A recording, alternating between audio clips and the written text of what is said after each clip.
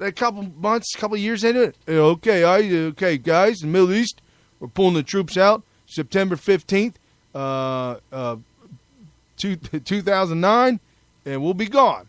We're not going to be there anymore. We're gone. So then Muslim Brotherhood, ISIS, ISIL, they move in, and as soon as they get into Iraq, the Iraqi troops that we trained, we armed, we outfitted, night vision, body armor, Humvees, tanks, rockets. Probably thousands of Humvees and stuff like that. Right, rockets, weapons, M16, military-grade M16s. You mean the AR-15? Yeah, AR-15. So all of this stuff, you know what they did when they saw ISIS coming? They dropped them on the ground and ran like little girls. And then ISIS is running around with all these Humvees. That was the most disgraceful. That has to be the lowest point in American history. When Obama as president is overseeing our enemy. Could you imagine back in the Cold War if Russia had a giant army full of weapons and equipment and everything that we made for our country that they stole, and they're just flaunting it around? It would have been sick. Oh, absolutely. And to see ISIS doing that is definitely a low point in American history. No, without a doubt. So I am convinced, and it's taken me to learn all these things, I am thoroughly convinced that you cannot have democracy in a country, obviously, one, without morals, and two, without citizens willing to die for that democracy. The Founding Fathers of America were willing to die. They staked their lives and their families on democracy. Muslims in the Middle East stake their lives on Islam and ISIS, and that's it. And they are deathly afraid of terror. Most of the people in the Middle East that claim to be Muslim and practice Islam don't, but they claim that because the terrorists will kill them if they're not. So they're pressured into it out of pure and utter fear. I mean, when they go to the center square and they start cutting people's heads off in front of thousands of bystanders. These aren't just bad people. This is a culture. Yes, yes. And we have government officials all the way up to the top, all the way to Obama. Look at our speaker, Paul Ryan. Everybody wants to ship hundreds of thousands of people of this culture.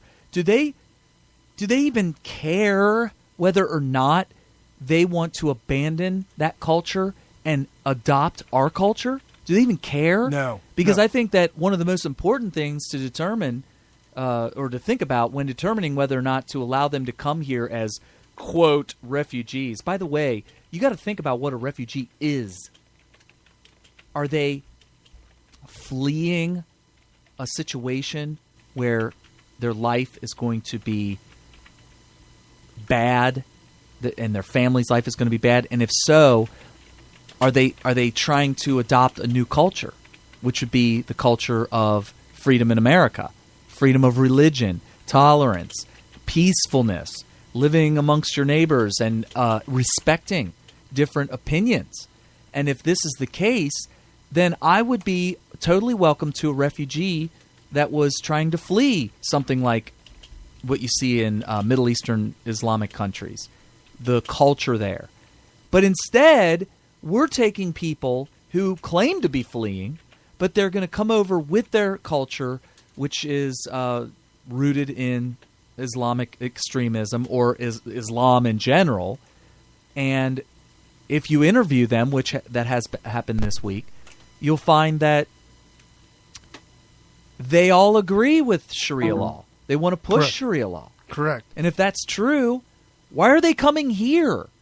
Sharia law is not welcome in America, period. Well, not only that, but Sharia law is banned. Islam should be banned in America because that religion, in their book that they study, their Bible that they refer to as Quran, calls for the overthrow of the American government. Well, that's one thing, but let's look at it piece by piece. Just the religion itself is inherently anti-First Amendment. Correct. Because you're not allowed to have thoughts other than what is explained in the Quran. Correct. So right off the bat, if you're not going to respect the First Amendment, you're in the wrong country. 100%. Flat out. Right. So where does this Hillary thing tie into it even deeper? Let's dig deep. Oh, boy. I dug a little too deep. Did you see that text I sent you? Where I said I went into the black hole? Oh, yeah, I saw. That was scary. Well, I started reading that, and the dude said he was trolling. He wanted to see if he could get people's attention. But anyway, so this was reported by InfoWars, but this wasn't written by InfoWars. And here's how the article goes. The article goes, Hillary Clinton's State Department shut down an investigation into the mosque Orlando killer attended because, quote, it unfairly singled out Muslims. The Fort Pierce Islamic Center, where the shooter worshiped for several times a week, and his dad was director and vice president, was under investigation by both the FBI and DHS, Department of Homeland Security, as early as 2011 for ties to a worldwide Islamic movement known as Jamal, which was linked to several terrorist organizations. But the investigation was shut down under pressure from the Clinton-ran State Department and DHS's Civil Rights and Civil Liberties Office out of fear of offending Muslims. This is according to recently retired DHS agent Philip Hanley. He also says, making matters worse, much of the important information and links that Hanley did as in his investigation where he compiled this entire report, all his documents, everything that he had, that was all summarized, they were ready to go in, ready to, pounce on this thing, deleted in 2012. Why was it deleted? For fear of insulting Muslims? Well, maybe somebody gave him the keyboard with all the delete buttons on it, and he asked, no, I didn't know you switched my keyboard out. That's, you could do that. You could design a keyboard that looks exactly like a keyboard, all the letters on there, but wire it so that every key is a delete key. Delete key. Yeah, and not just delete one character, like literally select all, delete all. But right. No, it's interesting. I think what the left is failed. How do you feel about this Hillary tie to the deleting of this agent's research and work into this mosque that it has direct ties to terrorism? Okay, so the article was a breeding ground for jihadists. You said it was because it was out of fear of offending Muslims under Hillary Clinton's Secretary of State. But is that just the excuse? Probably. Or was it more like, hey, we're teaming up with the Muslims because that's going to help better equip us to take down the United States? Correct. I mean, that's tinfoil hat stuff. But yeah, we're going straight Alex Jones on you. So check this out. Yeah. So and that article was from Alex Jones. But he didn't write it, though. He didn't write it. Well, I'm taking it the next step. Is this a way for Hillary to team up with the Obama-led Muslim coalition to take down the United States? Correct, because America needs to be punished. But as Judge Napolitano stated this week, he went on Fox News. Well, he's a regular contributor on Fox News. Right. He went on Fox News and spilt the beans on the shooter and his employer. So we're getting deep now. His employer is a contractor for 100 governments around the world, including the United States government, including the CIA. Now, we don't know exactly yet what he did for the employer, but the employer provided security and contractors, a word that can mean a lot of things in the intelligence community, to the CIA and other American intelligence communities. Listen, he may have been a janitor there, but how could he have been employed by an employer doing work for the CIA with the background that he had, with the prejudices that he had against gays, with the attitude that he had about radical Islam and about ISIS, how could they not have noticed it? You're talking about the Orlando shooter. Yeah. Yes. So the excuse is the reason that this was allowed was because he is a Muslim and he looks Middle Eastern. Correct. And you would think that, I would think that as government employees and those who decide these matters look at him and say, "Oh, this guy's clearly of Middle Eastern descent," Right. because he looks like it. Right. They're going to say, "I'm not going to go any further with this." So because he could clearly pull the race card on me. Yeah. And I'm going down hard because this guy looks Middle Eastern. I mean, he didn't even shave his eyebrows. No. No, had a unibrow. Completely. So that's what it boils down to. It's like this reverse racism thing where non-Muslims look at this and like, ooh, I could get in trouble for this, especially if you're a government worker.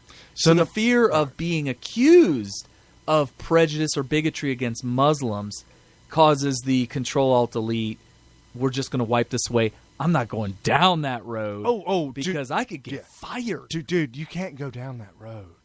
We got to hit the delete button and move on. So in the day and age that we live in, and I'm just beside myself at some of the stuff that I've dug up, Judge Napolitano did not know this information at the time. However, what has transpired in the past few days, there was a group of kids doing a documentary. Kids? What do you mean kids? Well, like 8-year-olds? What are you talking about? You know, the youngins in college. Oh, okay, you know, all right.